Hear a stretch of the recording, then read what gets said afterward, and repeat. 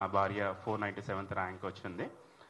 మేమందరం కూడా ఇక్కడ కూడుకోవడానికి ప్రధానమైనటువంటి విషయం ఏమిటనంటే, మామందరం కూడా చాలా గత వారంగా మనసంతా కూడా ఆయాసంగా, చాలా బాధతో, ఒక ఇబ్బందికరమైనటువంటి పరిస్థితుల మధ్యన మీ ముందుకు మేము వచ్చి ఉన్నాము.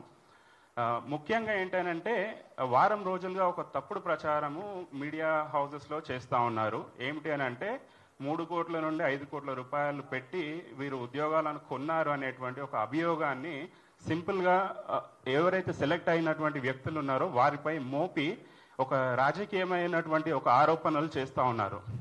ఇది మా యొక్క కుటుంబాలని చాలా మనోవేదన కలిగించినటువంటి విషయాన్ని మీ అందరి ముందు మేము వ్యక్తపరచాలి అనేటువంటి దాన్ని బట్టి మేము ఇక్కడ కూరుకొని ఉన్నాము. కాబట్టి మేము ఒకటే మా రిక్వెస్ట్ ఏమిటి అని అంటే, కుటుంబాలు త్యాగాలు చేస్తే బిడ్డలకి ర్యాంక్స్ వచ్చాయి. ఎవరో ఊరికే ఎవరో చేస్తేనో ఇంకో ఏదో డబ్బులు ఇచ్చుకుంటేనో ర్యాంకులు అనేవి రాలేదు. నా భార్యకి తనకి ఒక పంచాయత్ సెక్రటరీగా తను సెలెక్ట్ అయ్యింది, ఒక గ్రూప్ తర్వాత జూనియర్ అసిస్టెంట్గా సెలెక్ట్ అయింది. ఇది 3వ ఉద్యోగం తను సెలెక్ట్ అవ్వడం. సో అంటే చాలా మంది కుటుంబాలలో కూడా ఇట్లాంటి స్టోరీస్ చాలా ఉన్నాయి. ఇట్ ఈస్ నాట్ దట్ ఎవరో డబ్బులు పెట్టి కొంటే ఉద్యోగాలు దొరుకుతాయి అని నిజంగా అనుకొని ఉంటే యూపీఎస్సీలో ఉన్నటువంటి ఐఏఎస్ ఐపీఎస్ ఆఫీసర్లు అందరూ కూడా ఇండస్ట్రియల్ కొడుకులు బిడ్డలు అయ్యి ఉండేవాళ్ళు ఈరోజు. సో ఏదైతే రాజ్యాంగ వ్యవస్థల పట్ల మనం చేసేటువంటి ఒక స్టేట్మెంట్స్ చాలా అసంబద్ధమైనటువంటివి, వాటిని ఆశించని స్టేట్మెంట్స్ చేస్తూ ఉన్నారు ఈ యొక్క నాయకులు. దయచేసి మీరు గమనించండి. నిజంగా కనుక గ్రూప్ 1 ఆఫీసర్స్ లేకపోతే ఒక ఐఏఎస్ ఐపీఎస్ ఆఫీసర్ని కొనగలిగే పరిస్థితి ఉంటే ఈరోజు మీరు మీ మీడియా సాక్షిగా ఎంతో మందిని ఇంటర్వ్యూస్ చేసి వీరు చాలా చిన్న స్థాయి నుండి, ఒక గ్రామ స్థాయి నుండి గొప్ప ఐఏఎస్ ఆఫీసర్లు అయ్యారని తెల్లారు లేస్తే మేము ఎన్నో కథనాలు చదువుకొని వాటిని ఇన్స్పైర్ అయ్యి మేము ముందుకొచ్చి ఈరోజు మా కుటుంబాలను మేము సపోర్ట్ చేస్తూ మేము వాళ్ళని ఒక ఆఫీసర్లుగా తయారు చేసే ప్రయత్నంలో మేము ఉన్నాము. అట్లాంటిది వదిలేసి కష్టపడి సెలెక్ట్ అయినటువంటి బిడ్డల్ని మీరు ఒక మనోవేదనకు గురి చేస్తూ, ఒకవేళ వాళ్ళు ఇట్లాంటి స్టేట్మెంట్స్ విని వారికి ఏదైనా అయితే ఎవడు బాధ్యత తీసుకుంటాడు? ఈ యొక్క పొలిటికల్ లీడర్ ఎవడన్నా వచ్చేసి మాట్లాడతాడా? వాళ్ళ కుటుంబాలకు అండగా నిలబడతారా? నిన్నటి మొన్నటి వరకు వీళ్ళందరూ మా స్టూడెంట్స్, మేము తయారు చేస్తే వీళ్ళు సెలెక్ట్ అయ్యారు, మా టెస్ట్ సిరీస్లు తీసుకొని వీళ్ళు ఈరోజు సెలెక్ట్ అయ్యి ఇక్కడ కూర్చున్నారని ఫోటోలు వేసేసి వాళ్ళకి దండలేసి సన్మానాలు చేసినటువంటి పెద్ద నాయకులు ఎవరైతే ప్రొఫెసర్స్ ఉన్నారో, అదే ప్రొఫెసర్స్ ఈరోజు వచ్చేసి ఇందులో అవకతవకలు జరిగాయి, వీళ్ళు అన్యాయంగా వచ్చారు, అన్యాయం చేశారు, 3 కోట్ల రూపాయలు ఇచ్చారు అనేటువంటి స్టేట్మెంట్స్ కొంతమంది చేస్తూ ఉన్నారు. చాలా బాధాకరమైనటువంటి విషయం. దయచేసి మా యొక్క వినతి ఏంటనంటే, ప్రభుత్వానికి కానీ నాయకులకు కానీ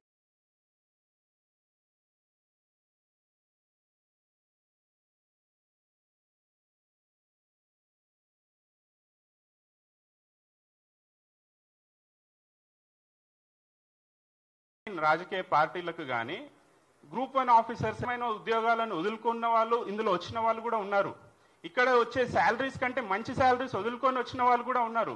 ఎందుకనంటే ఇక్కడ వచ్చిన వాళ్ళందరూ కూడా తెలంగాణ డెవలప్మెంట్లో భాగంగా మేము ఉండాలి, ఈ యొక్క స్టేట్లో మా యొక్క కాంట్రిబ్యూషన్ మేము ఇందులో వెదజల్లాలి, దీంట్లో మేము ముందుగా ఉండాలి అనేసి ఒక కసితోటి, తెలంగాణపై ఉన్నటువంటి ప్రేమతోటి ఇక్కడ కూర్చున్నటువంటి బిడ్డలు ఉన్నారు.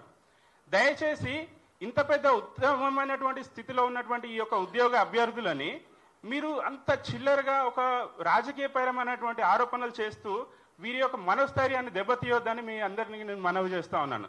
ఎందుకనంటే ఈ యొక్క రాజకీయపరమైనటువంటి విషయాలను కనుక మీరు వీరిపైన రుద్దితే, రేపు ఒకవేళ ఇదే విధంగా వీరు కూడా మీలో అంతే రివర్ట్ అయితే, రేపు ఇదే విద్యార్థులు ఎవరైతే ఇబ్బంది పడుతున్నారో వారు రేపు రాజకీయాలు చేయడం స్టార్ట్ చేస్తే మళ్ళీ రాజకీయాలను కూడా ప్రభావితం చేసేటువంటి వ్యక్తులుగా వీరు తయారవుతారు. దయచేసి అటువంటి అవకాశాన్ని వాళ్ళకి ఇవ్వద్దు. ఎందుకంటే వారు ఈ యొక్క సమాజంలో ఒక నాయకులుగా, ఒక ఆఫీసర్లుగా ఉండి ఈ యొక్క సమాజ అభివృద్ధికి చెందించడానికి వారు ఇక్కడ ఉన్నారు. అంతేగాని వాళ్ళు రాజకీయాలు చేయడానికి రాలేదు. కానీ ఇట్లాంటి ఆరోపణలు చేయడం వల్ల వారు రేపు రాజకీయాలు చేయాల్సిన కర్మ కూడా వారికి పట్టే దరిద్రం వస్తుంది.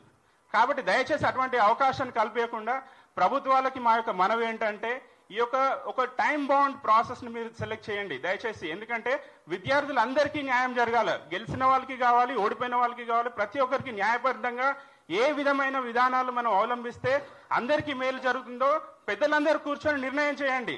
మీడియా హౌసెస్ ఉన్నాయి, పెద్దలు ఉన్నారు, ప్రొఫెసర్స్ ఉన్నారు, చాలా మంది న్యాయ వ్యవస్థలో కోవిదులు ఉన్నారు. మీరు అందరూ కూడా నిర్ణయాలు చేయండి, సమాజానికి మేలుకరమైనటువంటి నిర్ణయాలు చేసి మీరు అందరికీ న్యాయం చేయాలని కోరుతూ అవకాశాన్ని ఇచ్చినందుకు వందనాలు తెలియజేస్తూ ముగిస్తున్నాను.